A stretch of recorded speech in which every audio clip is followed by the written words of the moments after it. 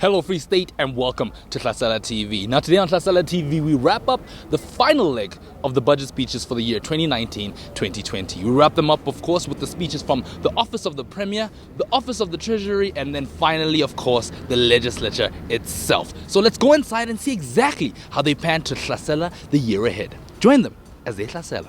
Honorable Deputy Speaker, I need to emphasize that our institutions are faced with continuous challenges brought about by the needs of our people. Therefore, we need not to forget that our legislative environment is forever changing and would require from us to develop inclination of rethinking our legislative operations and systems. We need to encourage the propensity of doing things differently to circumvent and navigate through these socio-economic challenges, which, with the intention of satisfying the needs of our people. By so doing, we shall be fulfilling not only the prescripts of our vision and mission, but also that of the Constitution of the Republic of South Africa. Honorable Deputy Speaker, notwithstanding the financial constraints that the Legislature endured during the fifth term, it was still able to carry out this constitutional mandate and also managed to direct its expenditure to core delivery outputs. The needs of our people have increased and will need innovative ways to address them through our public participation programs.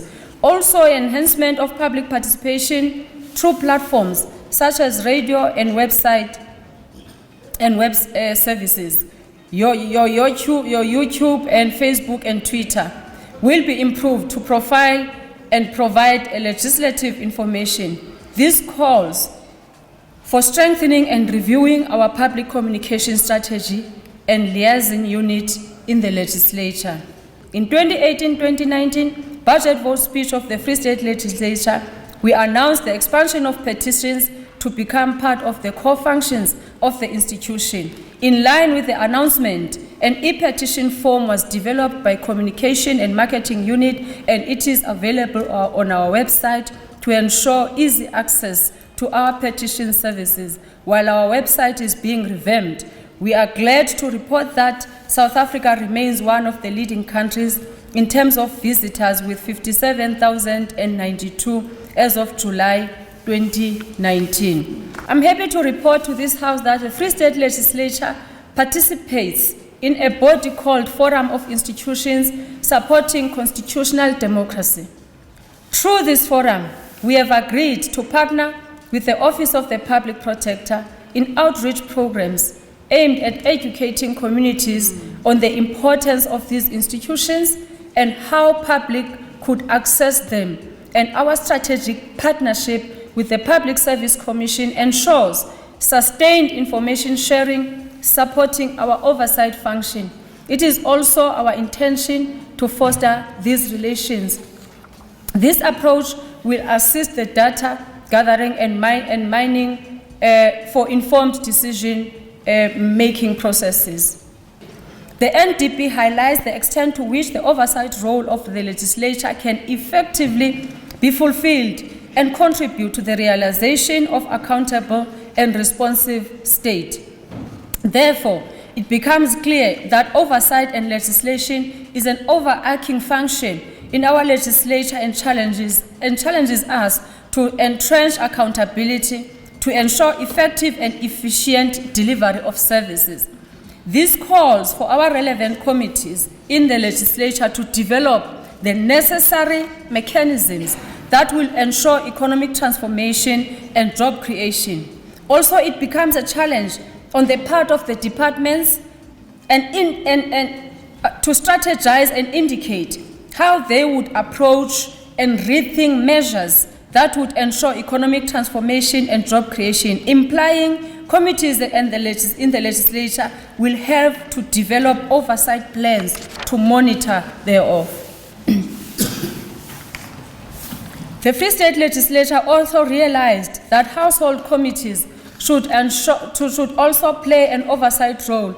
In this instance, we intend to resuscitate the Committee on Government Assurances, implying any assurances presented by members of the executive in the House will be monitored and the necessary reports to be tabled in the House. The reports of the Committee on Government Assurances would then be submitted to relevant portfolio committees for scrutiny and report to the House. Deputy Speaker, economic transformation and job creation priority becomes a clarion call to both departments and committees of the legislature to conceptualize pragmatic strategic objectives to ensure socio-economic transformation and job creation.